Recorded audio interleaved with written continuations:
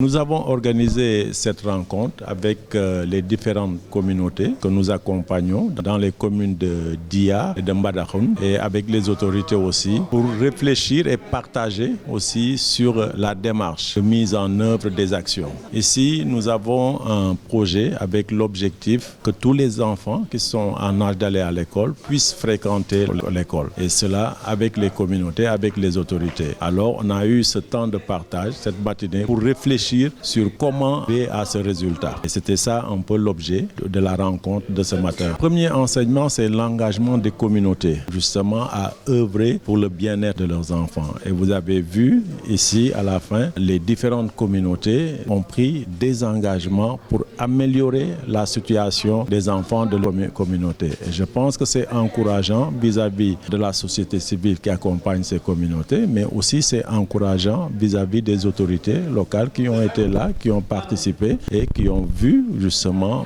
ces communautés prendre des engagements. Le programme ZLT, c'est le programme de création de zones libres de tout travail d'enfants. Donc ce sont des zones, des quartiers, des villages où tous les enfants en âge d'aller à l'école fréquentent l'école. C'est ça un peu l'objectif de la zone libre de tout travail dans les enfants. Que les enfants ne soient pas sujets au travail. Pour cela, on a besoin de l'apport des parents, des communautés et des autorités. Et c'est un programme qui est né en Inde, où c'est là où on a commencé, parce que comme vous le savez, en Inde, avec le phénomène de caste, il y avait des enfants qui étaient utilisés pour payer les dettes de leurs parents. Et il y a une organisation, justement, qui a mis en place cette approche pour pouvoir se dire qu'on peut changer de situation en mettant les enfants à l'école.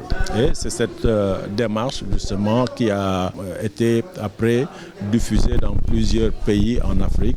Et aujourd'hui, ENDA utilise aussi cette approche pour développer, améliorer la situation des enfants dans les différentes localités où nous sommes. Et cette approche, justement, a fait l'objet d'échanges aujourd'hui avec les communautés et les autorités. Exact. Bientôt, on va avoir nos bilans parce que nous sommes en fin de décembre. Mais tout à l'heure, ce que j'ai appris, par exemple, il y a un responsable de communauté qui disait que le nombre d'enfants qu'ils ont eu à l'inscription aujourd'hui à l'école, au CI, ils n'ont jamais eu cet effectif. Pour dire que cette année, ils ont pu enrôler 78 enfants. Et pour eux, c'était vraiment significatif. Et il insistait justement sur l'importance de sensibiliser les parents pour que les parents puissent avoir l'information pour pouvoir justement inscrire les enfants à l'école.